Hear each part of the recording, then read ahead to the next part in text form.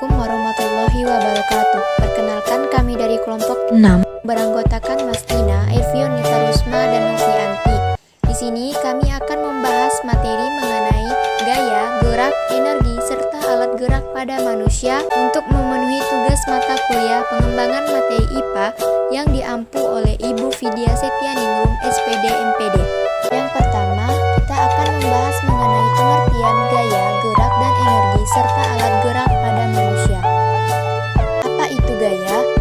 Gaya dalam IPA memiliki pengertian yang berbeda meskipun dalam keseharian sering mendengar istilah tentang gaya. Banyak aktivitas yang sesuai dengan gaya yang bisa kita kerjakan atau amati dalam peristiwa sehari-hari. Sifat-sifat gaya. Yang pertama, gaya dapat mengubah bentuk benda. Yang kedua, gaya dapat mengubah arah gerak suatu benda.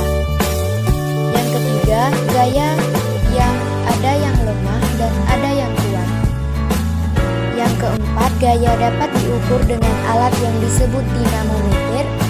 Dan yang kelima, besar atau satuan gaya dinyatakan dalam newton, kilogram, atau gram. Apa saja jenis-jenis gaya?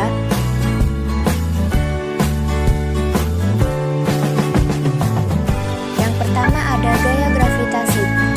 Benda-benda di permukaan bumi dipengaruhi oleh gravitasi. Gravitasi adalah tarikan gravitasi yang mengarah ke pusat bumi, dan gravitasi bumi disebut juga gaya tarik bumi. Yang kedua ada gaya gesek.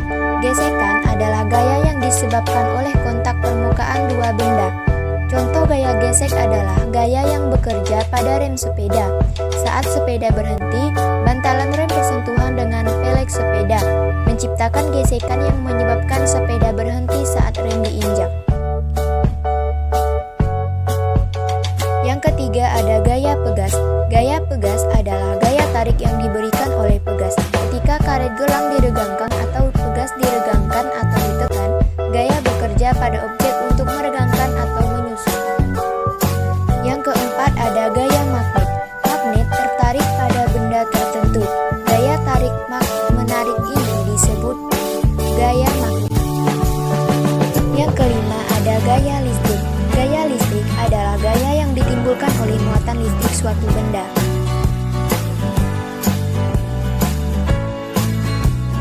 Kemudian apa itu gerak? Gerak merupakan alat bantu kita untuk dapat berpindah dari satu relasi ke relasi yang lain. Selanjutnya ada apa itu energi?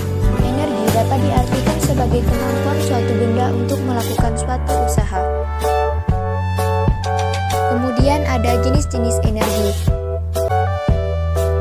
yang terbagi menjadi 5. Yang pertama ada energi mekanik, yang kedua energi panas atau kalor, yang ketiga energi listrik, yang keempat energi cahaya, dan yang kelima energi bunyi. Materi yang terakhir yaitu pengertian alat gerak pada manusia. Gerakan tubuh melibatkan tulang dan otot. Tulang dan otot merupakan alat gerak.